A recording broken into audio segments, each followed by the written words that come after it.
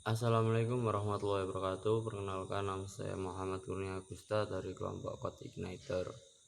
Malam ini saya akan membahas tentang tokoh inspiratif yaitu Jenderal Sudirman. Jenderal Sudirman dikenal sebagai pahlawan nasional yang dilahirkan di desa Bodas Karangjati, Purbalingga, Jawa Tengah pada 24 Januari 1916. Beliau lahir dari keluarga yang sederhana.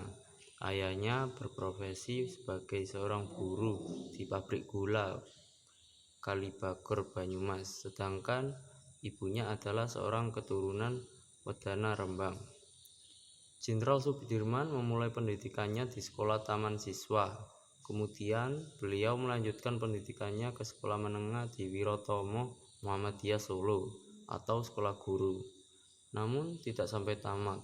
Beliau meneruskan pendidikan terakhirnya di pendidikan militer Peta yang berlokasi di Bogor, Jawa Barat pada tahun 1943.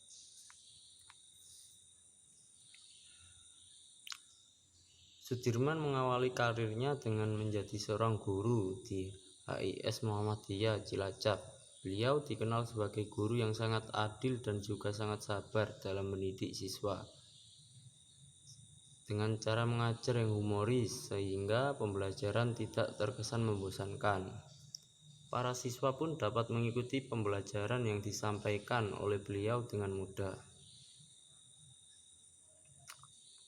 Beliau juga menjabat sebagai Komandan Batalion Kroya, dilanjutkan dengan menjadi seorang Panglima Besar 5 Banyumas dengan pangkat kolonel yang disandangnya. Karir terakhir dari seorang Panglima Besar Sudirman adalah menjadi Panglima Besar PKR atau TNI dengan pangkat jenderal. Selain karir yang cemerlang, beliau juga banyak mendapatkan penghargaan dalam sejarah hidupnya. Penghargaan yang pernah diraihnya adalah sebagai Jenderal Besar Anumerta Bintang 5 pada tahun 1997, Jenderal Besar Anumerta Bintang Sakti, Jenderal Besar Anumerta Bintang Gerilya, Jenderal Besar Anumerta Bintang Mahaputra Adipurna, Jenderal Besar Anumerta Mahaputra Pratama, Jenderal Besar Anumerta Bintang Republika Indonesia Adi Pradana, dan yang terakhir adalah penghargaan sebagai Pahlawan Nasional Indonesia. Perjuangan Jenderal Sudirman dimulai saat muda yang mulai berkecimpung di dunia militer pada tahun 1943. Beliau bergabung dengan pasukan pembela tanah air atau PETA sebagai seorang prajurit. Setelah selesai masa pelatihan, beliau kemudian naik pangkat menjadi Sudanko atau sebagai Komandan Batalion PETA di Jawa Tengah. Ketika Indonesia sudah merdeka, Sudirman bergabung dengan Tentara Keamanan Rakyat atau TKR. Dan saat menjadi anggota di TKR, beliau sudah memperlihatkan kehebatannya dengan berhasil merebut senjata Jepang dalam pertempuran Banyumas di Jawa Tengah. Berkat prestasinya, orang yang akrab disapa Sudirman ini diangkat sebagai Panglima Divisi 5 yang berpangkat sebagai kolonel. Melihat banyak prestasi membanggakan dari seorang Sudirman, Presiden Soekarno kemudian mengangkatnya sebagai jenderal pada tanggal 18 Desember 1945. Seiring berjalannya waktu, beliau kemudian dianugerahi pangkat sebagai Panglima Besar.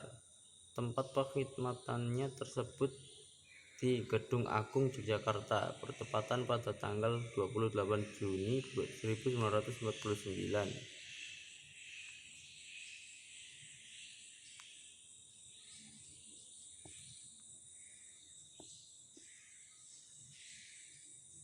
Saat terjadi agresi militer Belanda yang kedua, yaitu masuknya pasukan Belanda ke Indonesia, dan berhasil menguasai Yogyakarta pada tanggal 19 Desember 1948. Pada saat itu, Jenderal Sudirman sedang sakit dan hanya bisa melihat pesawat-pesawat Belanda itu lalu lalang dari rumahnya. Mendengar kabar bahwa para petinggi di Yogyakarta sudah ditangkap, Dr. Suwondo menyarankan agar beliau segera meninggalkan Yogyakarta sebelum tentara Belanda menyerangnya. Penyakit tuberkulosis yang diderita oleh beliau tidak memungkinkan baginya untuk berjalan kaki dalam pelariannya. Oleh karena itu, para pengikut setianya membawa beliau dengan cara ditandu. Perjalanan yang panjang dalam pelarian banyak mengalami hambatan karena banyak mata-mata Belanda yang berkeliaran. Selama perjalanannya itu, beliau menggunakan nama-nama samaran sebagai Bapak Gede Abdullah Lelono Putra atau Pak D.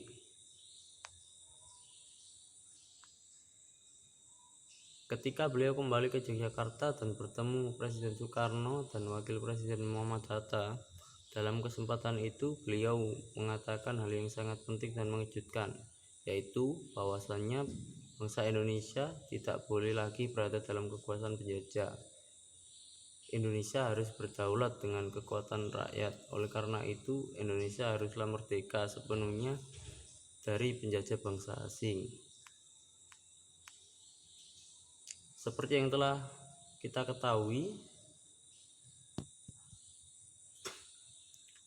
semangat juang dan kecintaannya terhadap negeri membuatnya tetap turut serta dalam melawan bangsa penjajah. Semangat juang dan cinta terhadap negeri inilah